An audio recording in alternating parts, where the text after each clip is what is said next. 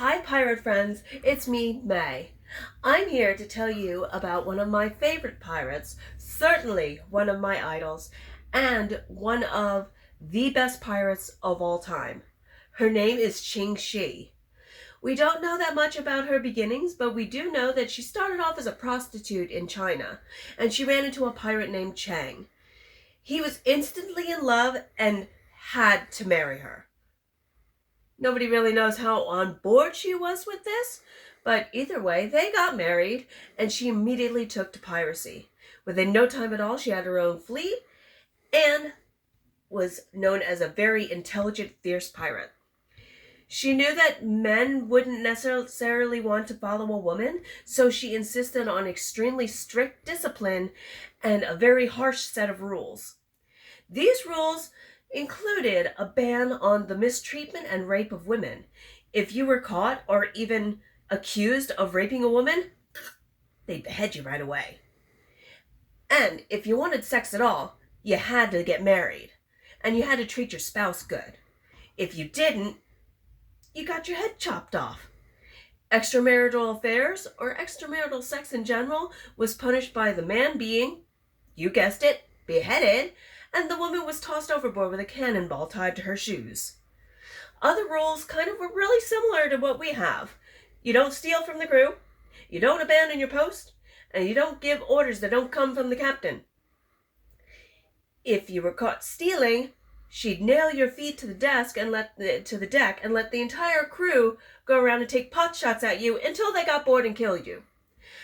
And if you abandoned your post, they'd nail you to the mast, so that way they'd always know where you were. If you were insubordinate or giving orders that weren't coming from the captain, you got your ears chopped off because you obviously weren't using them, and you got paraded around the deck for the entire crew to look at. She also used other standard punishments too, the keel hauling, flogging, stuff like that. But you have to admire the woman's creativity.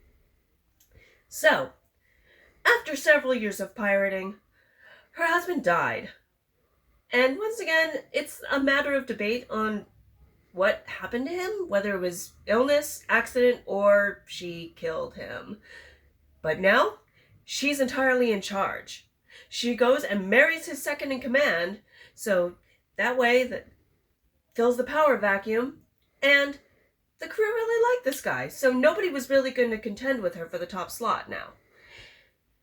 They ended up being so successful, they had several thousand ships, several thousand pirates, and a spy and support network of over 80,000 people. From all walks of life. Conquered towns, you were given a choice. You could pay taxes to her, get beheaded, or you could join the network. Man, woman, child, she really didn't care. She took everyone. Very equal opportunity.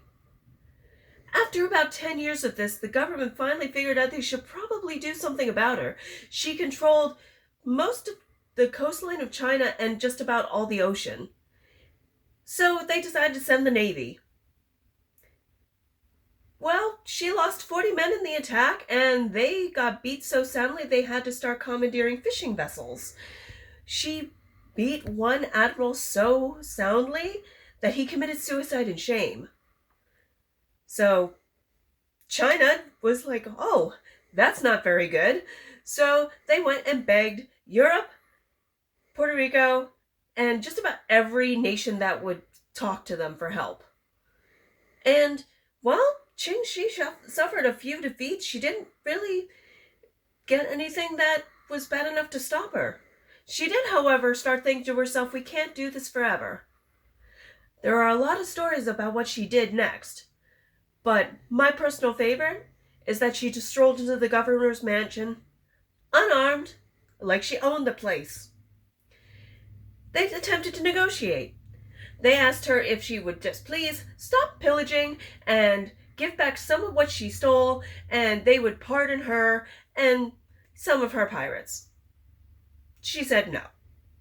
What she eventually walked away with was all her treasure, pardons for all of her pirates, a fleet of 20 ships, and a military commission for her husband.